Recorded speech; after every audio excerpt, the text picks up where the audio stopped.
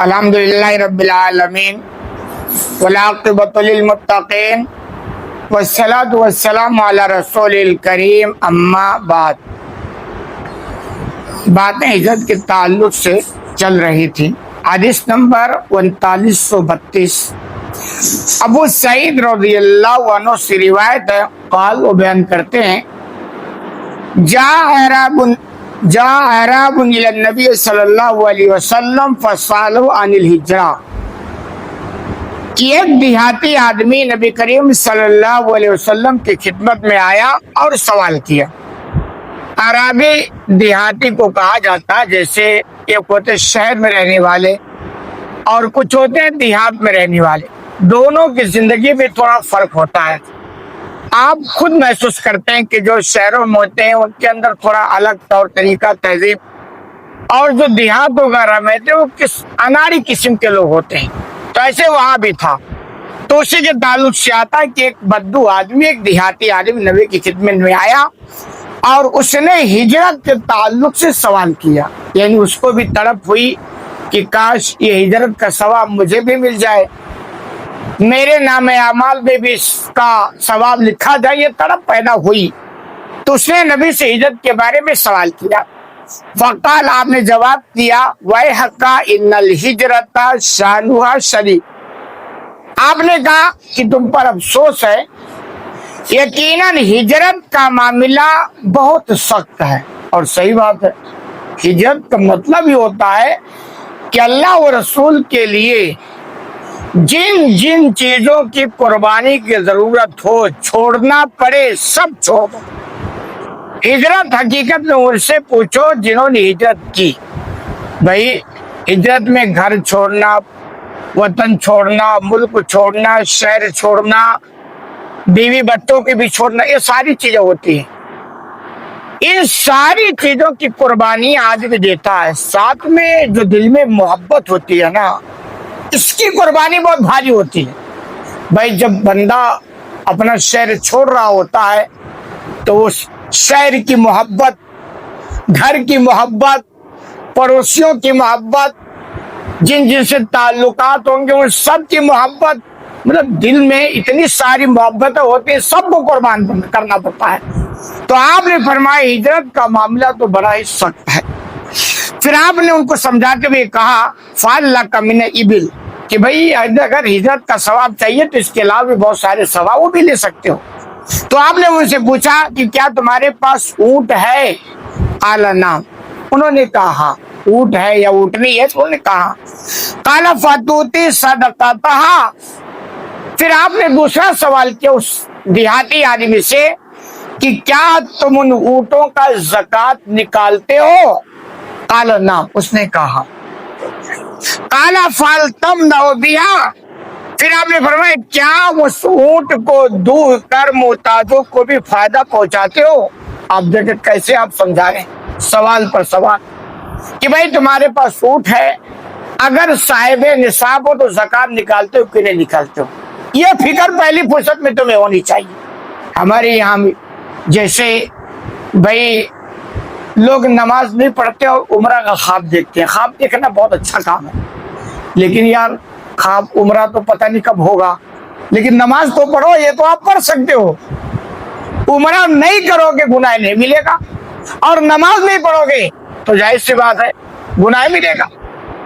ابھی بہت ساری یہ خبریں آتی ہیں کہ رمضان کے مہینے میں لوگ عمرہ اس لیے بھی کرنے چلے جاتے ہیں تاکہ لوگوں کو زکوٰۃ نہ دینا پڑے۔ عجیب بات ہے، بھائی زکوٰۃ نکالنا یہ کمپلسری ہے، نہیں نکالو گے تو معاملہ تیرا ہے، عمرہ نہیں کرو گے تو اتنا بڑا معاملہ نہیں ہے، لیکن اگر اس نیت سے گئے ہو کہ بھائی زکوٰۃ سے بچا رہا ہو تو یہ تو اور بڑا معاملہ ہے۔ تو وہی آپ فرما رہے ہیں کہ بھائی جو تمہارے پاس مال ہے اس میں زکوٰۃ لاگو ہو رہا، وہ زکوٰۃ نکالتے ہو کہ نہیں نکالتے یہ پہلے بتاؤ۔ جیسا کہ ان کے پاس اونٹ تھا تو آپ نے فرمایا کہ اونٹ کا زکوٰۃ نکال، تو انہوں نے کہا پھر کیا وہ اونٹ جو تمہارے پاس ایک نعمت ہے، اس نعمت سے جو تمہیں دوسری نعمت دودھ مل رہا ہے، تو کیا اس دودھ کا فائدہ دوسروں کو پہنچتا ہے کہ نہیں پہنچتا ہے؟ اس پر غور کرنے کی ضرورت ہے کہ اللہ جو ہمیں نعمتیں دینا وہ صرف اپنی ذات ہی پر اس کو محدود نہ کرے، अक्सर एक होता कि भी हमारा माल हम जैसा चाहे वैसा इस्तेमाल करें। ये बहुत बड़ी भूल है।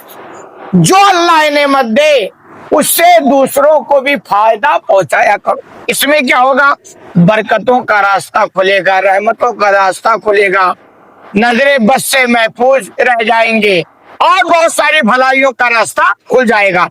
तो आपने फरमाया कि क्या उस दोस्त से दूसरों को फायदा पहुंचा दो। काला नाम काला पत्ता है लिबुहा यौमा उरुदुहा, क्या कभी तुम उस ऊँटनी को घाट पे रखकर उसको दूसरों को भी दूहने के लिए देते हो? यानी ऊँटनी को कहीं ऐसे ले जाओ जहां हम लोग आते जाते हो और उसके दूध से फायदा उठाना चाहते हो, तो क्या ये मौका दूसरों को भी देते हो? काला ना, उन्होंने कहा।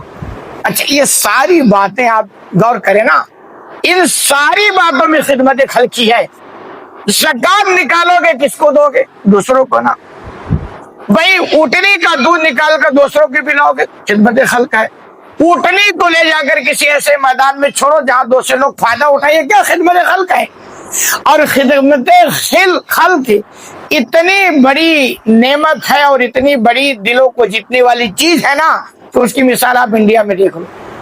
अभी लोग सोशल मीडिया में ही बोलते हैं, और हकीकत में अगर जैसा इस्लाम उभारा है खिदमत खल्क पर, अगर मुसलमानों के अंदर हालांकि है लेकिन अभी उतना नहीं है, चंद लोग हैं, अगर उस पैमाने पर लोग हो जाएं तो हकीकत यह है ना कि लोग आपके रास्तों में अपनी पलकें बिछा देंगे। थोड़े में यह हाल है कि लोग तारीफ करते हैं कि यार मुसलमानों को मानना पड़ेगा, हर जगह रहते हैं खिदमत खल्क के हिसाब से। अगर इस्लाम जिस पर उभारा है ना, उस पैमाने पर अगर मुसलमान खिदमत खल्क पर उतर जाए तो यकीन मानो ना, इंडिया की आधा आबादी तो ऐसे खड़ा कर मुसलमान हो जाएगी।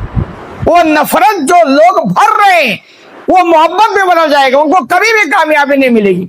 हालांकि थोड़ा हमारा खिदमत खल्क है, उसका नतीजा आप देख रहे हो क्या हो रहा है। तो ये सारी बातें जो खिदमत खल्क से है, तो आपने फरमाया ये सवाल किया, उन्होंने कहा मैं ये सारा काम करता हूँ। फिर आगे आपने जो फरमाया उसको सुनो। काल फिर आपने फरमाया फामल में वराइल बिहार, बस तुम चाहे 7 समुंदर के पीछे का हो, यानी 7 समुंदर के पार भी अगर तुम ये सारा काम करोगे ना, फ़इन अल्लाह ला यत्रिका मिन अमलिका शैया, तो यकीन अल्लाह तुम्हारी नेकियों में से कुछ भी कमी नहीं करेगा, कुछ भी कमी नहीं करेगा इन सवाब में से। आप देखिए कितना बड़ा नेकी का काम। तो अक्सर लोग क्या होता है कि वो नेकियां जो करना उनके लिए मुमकिन है, आसान है, उसकी फिक्र नहीं करते, और वो नेकियां जो पता नहीं कभी कर पाएंगे कि नहीं कर पाएंगे, हो पाएगा कि नहीं हो पाएगा, उसका इतना लंबा ख्वाब देखते हैं। तो ये हमें ध्यान रखना चाहिए कि जिन नेकियों का मौका मिले उसे गनीमत समझना चाहिए, और साथ ही हमें हमेशा खिदमत खल्क के जज्बे से जीना चाहिए कि वो नेमत है जो हकीकत में जितना बड़े पैमाने पर अगर है तो इस्लाम के पास है, मुसलमानों के पास है। अल्लाह रब्बुल आलमीन से दुआ है इलाही आलमीन तुम्हें कहने सुने ज्यादा अमल करने की तौफीक अता फरमा।